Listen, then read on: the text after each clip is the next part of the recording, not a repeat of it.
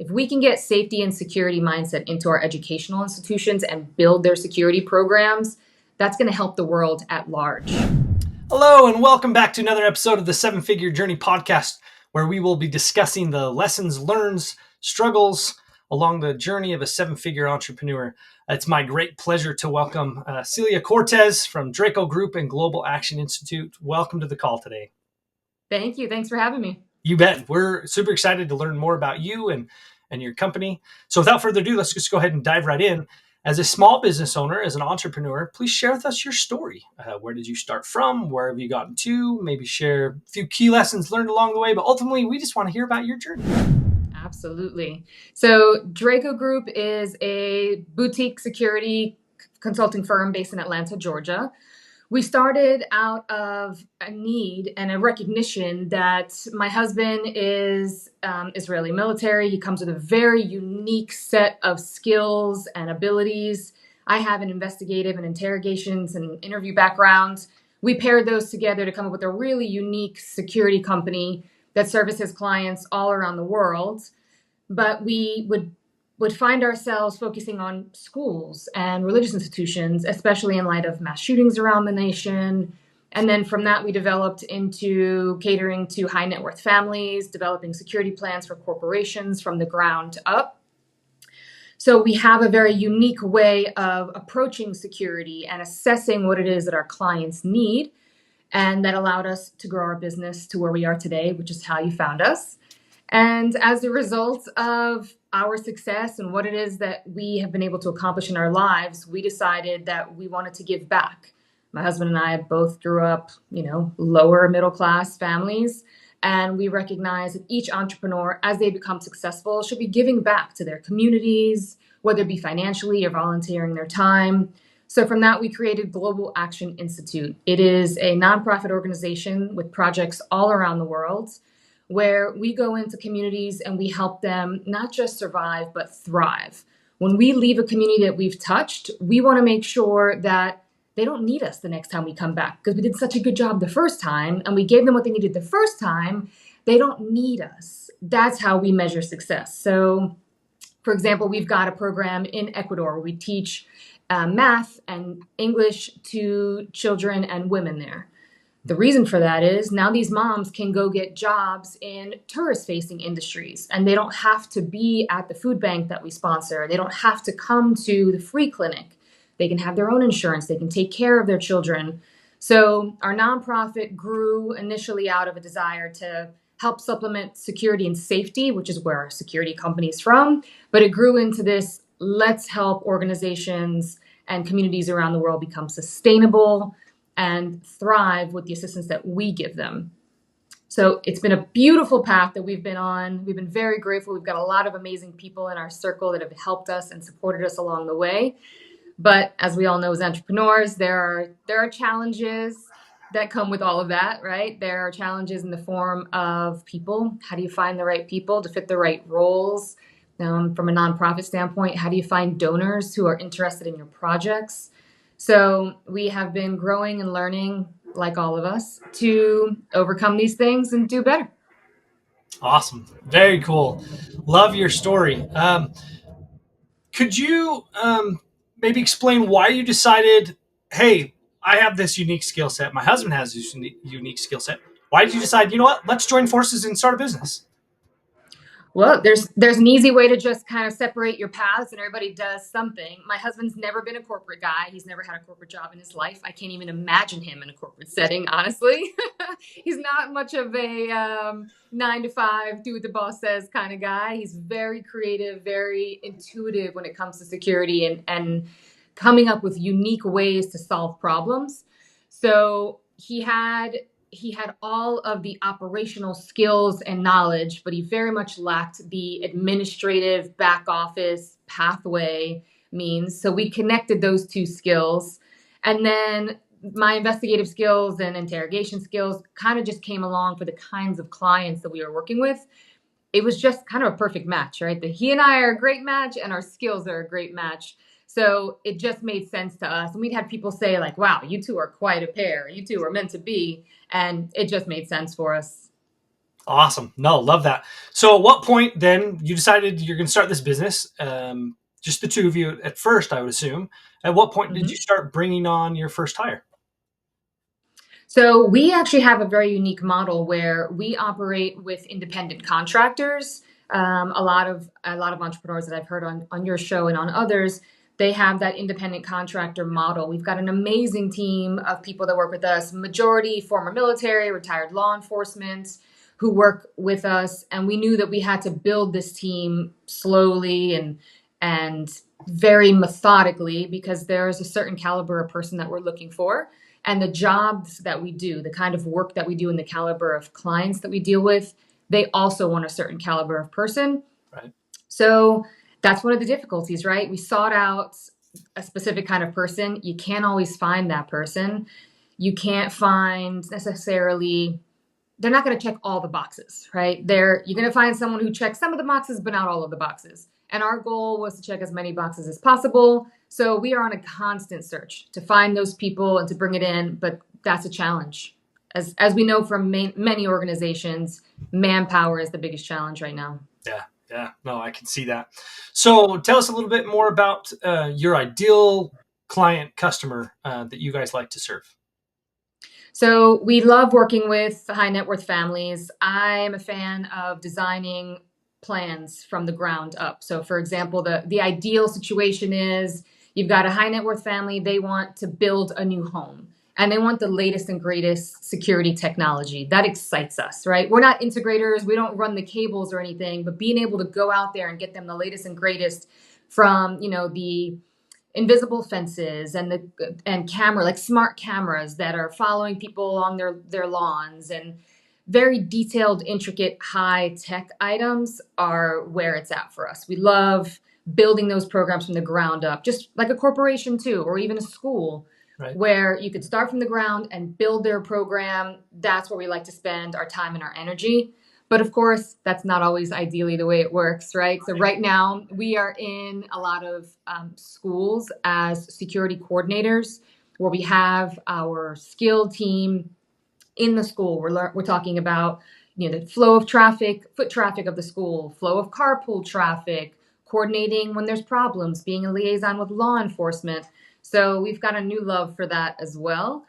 So if it runs the gamut of security, we're happy to touch it and be involved and help someone feel safer and more secure in their environment. So for those who are listening in, what is your demographic area that you serve? So we are based in Atlanta, Georgia, but we will operate anywhere in the world. Essentially, we've got Nice. clients here in Georgia. We've got clients all up and down the East Coast, a few in California. So we're not limited to where we'll go. Fortunately for us, because of my husband's connections and our travels around the world, we've got resources all around the world. So if someone says, "Hey, I want to build a mansion in Mexico," that's no problem. We've got a team in Mexico. We've got a team in Ecuador. We've got people in Africa. We've got people in Asia. And so we're not limited. It's nice to stay close to home sometimes. So the United States is a great place to do business, but we're not limited at all. Fantastic. No, love that. You shared a little bit about this idea or desire to give back. Can you expand a little bit more on where that kind of started from and how it, uh, began and how it developed into what it is today? Absolutely. So as we found ourselves successful, and even before that, before we were, successful and we had, the means to help others, we were always giving people. My grandmother, I have a memory of being 3 years old and being in charge of the spoons at the JC Housing in New Jersey, where I grew up. I was 3. She would go and volunteer in the kitchen. She would cook meals for people. And my job as a 3-year-old was to make sure that the spoons were in the spoon holder. So I have that mentality. My husband also had that mentality. And as we found our success, we realized you give money to an organization, you don't know where it went, you don't know who benefited. Sometimes they don't even acknowledge that they got the money from Right. you. And you have no way of knowing. How can you feel like what you gave was a positive impact on someone if the organization doesn't follow up in any way? Yeah. So as we shared those kinds of things with our friends and our network and our colleagues, we heard a lot of those same stories. So we made a decision that we were going to open our own organization. We opened our own 501c3, where the unique part about us is currently we are 100% volunteer run. No one takes a salary. So our donors' money goes right to our causes. We are transparent. If someone says, hey, I want to give $10,000 to this project and I want to see exactly what you spend it on, our books are open and available for our donors, which most nonprofits are not going to do that because they Correct. don't want to see. They don't want to see you. They don't want for you to see what they've spent the money on. Yeah. So our donors love us and trust us for that reason. And we also allow our donors to dictate projects if they fall within our mission. So, for example, we just came back from a project in Africa we worked on at an orphanage. And that would never have been on my radar. I don't know that particular place in Africa. We were in Tanzania and Arusha specifically. But one of our major donors, I'm going to name him. His name is Cale Delaney. He's an amazing human. He came to us and said, this place is meaningful to me. And I want to make a donation to you guys because I know that you're going to be boots on the ground and you're going to make this money go far. And we did just that. We went there. We brought no supplies from the US. A lot of these organizations, they bring the manpower from the US, they bring the tools from the US. Right. How is that benefiting the local economy? It's not. So we went, boots on the ground. We did an assessment there first. Then we had a planning meeting with our ambassador who's local. Let's find local labor. Let's buy the tools at the local shop. Let's go to the local paint store and get people involved. So we improved the infrastructure of the orphanage. The kids were out there scraping walls and sanding things down. They were happy to be involved. We got the caretakers at the orphanage to help us pick paint colors. It was a community project where the money that's coming from the U.S. is not turning around and leaving the U.S. and coming back to the U.S. The money is leaving the U.S. and being left there in that community to help them thrive. We developed a program to help them with their firewood. They still cook on firewood. I just got a message yesterday, hey, our firewood's running out. We're ready for some new firewood. So we have a continuous hand in what they're doing there so that they know that we're there for them. We don't come in, drop some money and leave. We stay, we help them thrive. We're sponsoring children to go to boarding school so that they can get an education. They can learn other languages, which will allow them to be more successful in life. And in the future, they won't need nonprofits. They'll be able to take care of their own families on their own.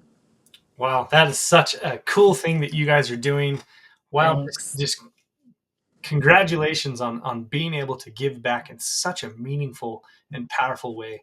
Love your intentionality around saying, no, we're not just going to show up. If we're going to do this, we're going to assess it, and then we're going to make sure that we stay with it to the all the way through for the long haul. Absolutely love that. What a wonderful opportunity for you and your team. Absolutely. One more thing. I don't know if there's any people who are listening in that are kind of like me. When I first met you and learned a little bit about your company, I was like, wow, I didn't really know this kind of thing really existed. Maybe share with us, some of the projects that you've done in the past. You don't have to give specifics, you don't have to give names, but maybe give us some ideas of the different types of things that you do, so that those who are viewing on can really understand the need that you're filling through your organization. From the security standpoint or the nonprofit standpoint? From the security standpoint. So that's fun. We could talk about that for hours. We have clients that range from, very big name celebrities who will come in and say, hey, I need to go to XYZ country and things are a little bit tumultuous right now. Can you send an advance team and then have someone go with me? So we'll send a team who will go in advance. They'll check out the location. They'll vet the hotel. They'll vet the staff that's working there so that when our client comes in, they know that everything is safe and secure. They secure a perimeter. They work with local law enforcement. And then when the celebrity goes to travel, our team will travel with them. So that's one of the cool, sexy jobs that we do. But honestly, for my heart, because we've got 3 children, I think children are so important in our world in general, and people don't put enough emphasis on them. But our educational systems are not secured properly enough, in our opinion. As a general, I feel comfortable generally saying that. So developing programs for schools where they need to know what to do in the event of, say, 10 different kinds of emergencies. They have to have principles, not rules, where the fire alarm goes off and you must go out that door. Well, what if that door is where the fire is? We haven't trained people to find other exits, or so just developing programs for schools and protocols where they can teach themselves, teach the faculty and staff, and that filters down to the kids. If we can get safety and security mindset into our educational institutions and build their security programs, that's going to help the world at large. Yeah. Because I hate to say it, but in the world of, active killers nowadays, if you're at a mall and you've been through Draco Group's security training, even if it was for your school, the principles still apply. Yeah. So that's kind of our favorite thing that we like to do, because we know that that has the most trickle down effect. And then, of course, there's always the homes, these big, beautiful, elaborate homes that you get to go into and put all this exciting security equipment in. Those are some of the things that we do that we love, that are exciting.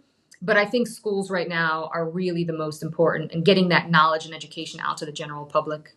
Thank you so much for sharing. What a meaningful impact you're having on society as a whole. And I love your intentionality around saying, and the byproduct of us coming in and teaching these things is that it's going to stick with them throughout their lives in other situations. So now not only are we helping secure the safety of this school, but we're also helping secure their safety for the rest of their life. Right. Absolutely. Fantastic. Love that. Thank you so much for sharing. Celia, absolutely just wonderful learning about you and your company. What you're doing is incredible. And then on top of that, then you go and create this nonprofit on the side, because, we're not saving enough lives as is. Let's go ahead and do some more. Fantastic. Just love it. I hope that those who are listening in feel the same as me. I'm sure they do. Just a fantastic need that you're filling with you and your company. So thank you for that. Thank you. We're going to switch gears just a little bit now. So Yeah. as it pertains to you continuing to strive to be the leader that you want to be within your organization, and as you're building and growing your team, even though that majority of them are contract, that's fine. They're still part of your team. Oh yeah. What are some things that you're dealing with real time that we can have a conversation about? Retention, honestly. Well, recruiting first, and then retention. We're looking for such a specific caliber of person that it's hard to find them. And then when you find them, they come on board, and like the kind of sexy jobs that we talked about, those they ebb and flow. It's not all the time. The less sexy jobs are the ones that are consistent. So when you have the really high speed guys who have been contracted in Afghanistan, and they've been to war 5 times, and they're just high level people, it's hard to retain them if you're not consistently feeding them the fun, sexy, exciting stuff. So retention of the high quality people, and then recruiting them to begin with, is kind of where we're at right now, with a little bit of a challenge that we're facing. Gotcha. So I'm going to ask you a few questions, if you don't mind. Sure. Do you guys have a set vision for your company? We do. We have a set vision it's seemingly evolving. So we did, I should say, and now it's evolving. Okay. So the answer is kind of. How about that? Okay, great. So here at Elite, we see vision as threefold.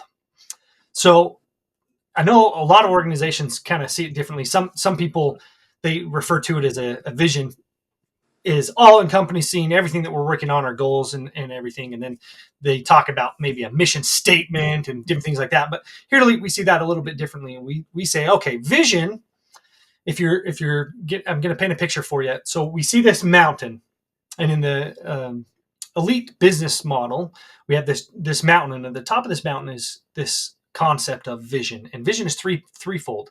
It's purpose, values, and then mission. Now, when we think of purpose, we say purpose is your why.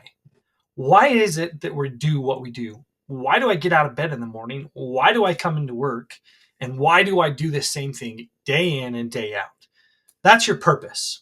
Your values, that's who you are and how you show up. So establishing core values for your company is an opportunity for you to say, hey, this is the culture that we live in. And regardless of who in the company you're dealing with, they're going to show up the same way every single time, because that's just who we are and how we show up. And then this concept of mission, the way we look at it is it's so much more than just a mission statement. We actually say, hey, don't bother with a mission statement. A mission is a destination. This is somewhere that we're going to choose to go and we're going to arrive at that destination in the next 3, 4, or 5 years from now. So when Mm-hmm. setting your vision, you're saying, hey, this is our purpose. This is this 100-year away thing that we're not ever actually going to accomplish, but every single day we're moving one step closer to it. It's our overarching purpose, right? Our values, again, who we are, how we show up, right? And then this mission, this is something that we're going to say, hey, in the next 3, 4, or 5 years, and we're going to get real clear and choose an actual date. By this date, we're going to go and accomplish this thing. That's your mission. And then you have mission goals, which are the metrics that you use to determine, hey, once we've arrived, we know without a shadow of a doubt we've arrived because, we've taken the time to look at these metrics to determine that, we've achieved this thing that we're going to go after and accomplish. Now, when we talk about mission, we say your mission needs to be directly related to your purpose. It needs to be in line with your purpose. So the mission is Sure. serving the purpose. Everything you do within your company is serving this purpose, and it's one step closer to reaching your mission or your destination, right? So once you Mm-hmm. establish this vision, then now this is a huge, crucial, amazing thing that you can use both for hiring and for retaining your existing employees. Because now, as you bring people into your organization, you're saying, hey, we want you to buy into this purpose. This is our why. This is why we do what we do. If your core values fit, these are the core values that we believe in here at our company. This is how we show up. This is how we do everything we do here and who we are. If you're in line with that, your core values fit, you believe in our purpose, and you're like, yeah, I can get on board with that. And you get excited about this mission that we're going to go after and accomplish. Now it's easier to swallow. Okay, I know day in and day out, I'm not always going to be able to do the quote unquote sexy jobs. I'm going to have to do some of this mundane stuff, but I'm okay with that because I see the long term vision. I see our vision and I say, hey, we're going to go after and we're going to get this thing accomplished. We're going to reach this destination. And as soon as we do, we're going to celebrate huge and it's going to be awesome. And then what are we going to do? The very next day, we're going to sit down and we're going to establish a new mission, something else that we're going to go after and we're going to obtain. And that then ties their wanting to work with your company with this emotional side of, hey, now it's more than just coming to work and doing something that I have a good skill set in. I'm now coming to work and I'm part of something bigger than myself. And Yes. so that's helping not only attracting the right people as you're trying to go through this process, but then retaining them because they're like, yeah, I like this. And now I'm willing to give you my discretionary effort. It's no longer a clock in, clock out type of job. It's, yeah, what I'm doing has meaning and purpose behind it because we have this overarching purpose as part of our vision. And we have this mission that we're going to go after and we're going to achieve. We're going to reach that destination. And man, I'm going to do whatever I can to ensure that I'm pulling my weight as a member of this team so that we can actually achieve this because, man, that'll be awesome when we get there. Right. And Yeah. we tell people, hey, this mission needs to be a little bit of a stretch. Don't just look at what you've been able to accomplish and say, yeah, well, we ought to be able to do this thing because we've done something similar before. No, that's a great start. But then you want to say, but let's stretch ourselves a little bit. What could we actually accomplish if we could get complete and total clarity and alignment with everybody in our organization? How much more could we accomplish? Well, that's what Yes. setting this vision does, is it creates that clarity and alignment with everybody. Because now you have this next filter of decision making that everybody in the company can use. Because now every problem that comes up, every situation that you're in, hey, number one, is this in line with our purpose? Are we serving our purpose? And is this going to help us move towards reaching our destination, achieving our mission? If not, I'm going to very positively and in an intentional way say no to maybe some of the work we used to kind of do before. We're going to say, yeah, no, that's not us anymore. Thank you. Mm-hmm. Appreciate you coming to us. We're actually not focused on that now because we have this thing that we're going to go after and accomplish. That's not in line with it. So we're not going to do that anymore because we're really gung ho and focused about doing this. So that creates that just clarity, that emotional connection to everybody. Now, in using your vision, your purpose, your values, and this mission, this place that you're going to go after and see, that you actually reach there. then you use that as a powerful magnet when recruiting, because now you're going to talk about your purpose in your job description and your job posting. You're going to culturify your job description, is what we call it here at Elite. Yep. By culturifying it, you're saying, hey, look, this is who we are and how we show up. This is this purpose that we believe in wholeheartedly, and we're going to go after and achieve this thing. Do you want to come join us? Do you want to come be a part of this? Yeah, I And like it. it's going to be this powerful magnet, and it's awesome because what does a magnet do when you flip it on the other side? Repels. Yeah. So then now you're also distracting or detracting a lot of potential applicants who maybe have the right skill set, but they look at that and go, well, that sounds like a bunch of hogwash. Yeah, that's not me. I would be uncomfortable with a group of people that are those guys are cool, right? Yes. Not because they're not a great person. They're probably an amazing person, but if the core values aren't a match, there's going to always be friction. And if we're going to have clarity and alignment to go after and accomplish great things, we need to make sure that it's a win-win. Win for the company, a win for the individual. So then the next step is your job as leader of the company is you're a gatekeeper. You don't let anybody into your company that's not a core values fit. If Love they it. can't be bought into your purpose and they don't get excited about this mission that you've set for yourselves, this place, this destination you're going to go and you're going to reach, and they're not a core values fit, don't waste your time on them, because you're setting yourself up for failure later on. There's going to be friction. Something's not going to go right, and you're going to end up separating and going your own ways eventually anyway. So now you can stop that right at the door and say, nope, you're either a core values fit or you're not. And if you are, awesome. Now, a lot of people get hung up with core values and they say, yeah, but there's no way that you can get enough employees that are all the exact same. Whoa, we're not saying that you're the exact same. Every single employee is going to have their own set of core values. What we're saying is, as a company, you're also going to have a set of core values that everybody agrees on, and that those all complement or fill nicely with their own core values, right? So their core values fit. But that doesn't mean that they couldn't have a core value that's different than every other people on the team, right? We love diversity, so we want people with differing opinions and different backgrounds, because that's how we're going to solve complex problems.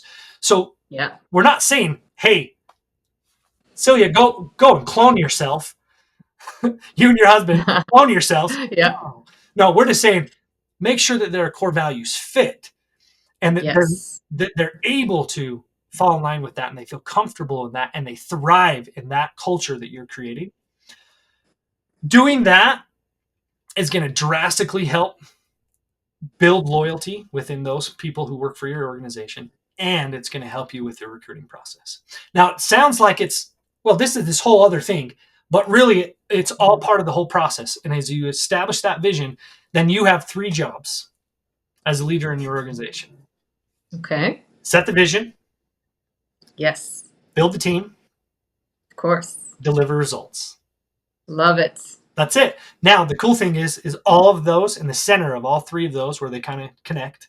If you're looking at, a big circle and they're separated in a pie, you have those 3 things. Right in the middle is this concept of care. In order for this to work, you've got to care about the individual, and you've got to care about the purpose.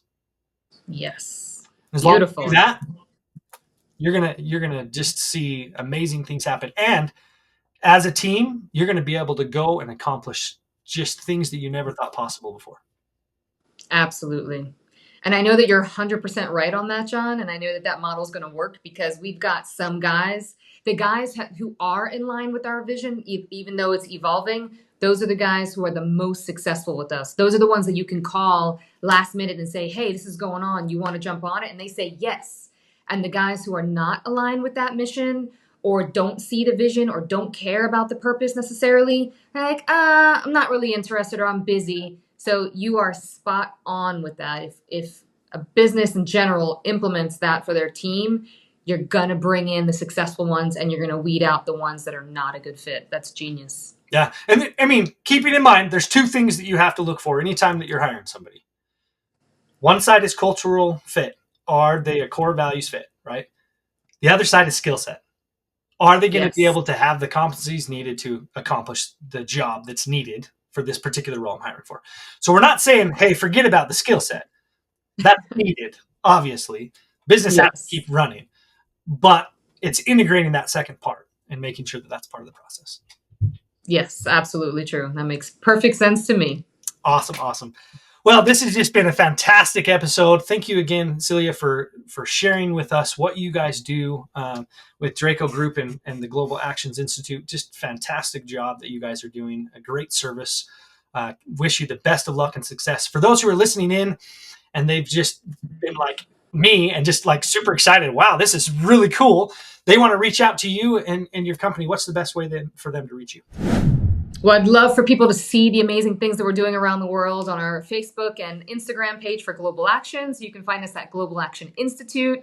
And then for Draco Group, we are at Draco Group Official on social media. Not quite as active there, but you can always reach out to me at Celia at thedracogroup.com. Happy to connect with folks out there. Fantastic. Well, take her up on that offer, folks. And if you have the ability, man, what an awesome opportunity to help a worthy cause with her nonprofit side of the business. So if you have the ability to, you're excited about it, reach out.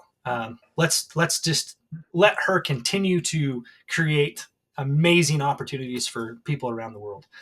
As always, if you heard something today and you're like, you know what, I need to do that, take action. I would implore you, it's not until we take action that we actually start to see the results that we want. So commit today, take action, even if it's just one thing that you heard today, push it forward, and best of luck to you in your future success. Also, if you heard something today, you're like, you know what? I know a guy, I know a friend, a fellow entrepreneur, somebody that I work with that could benefit from this. Please share this episode with them. Let's kind of try to spread as much value with as many people as we possibly can.